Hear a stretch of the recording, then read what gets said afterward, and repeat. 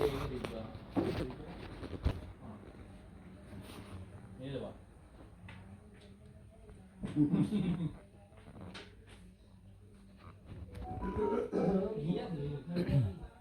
මේ කපා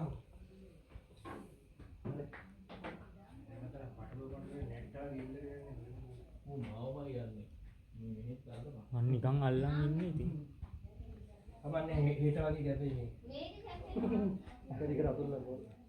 හරි හරි.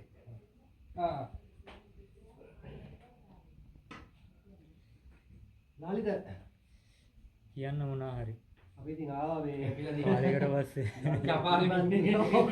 දෙන්නත් එක්ක අපි බුද්ධිකගේ සංසර ප්‍රශ්නයක් යමනේ. නායක මුනිට නම් අදිස්සියන්නේ අපි ඉන්න.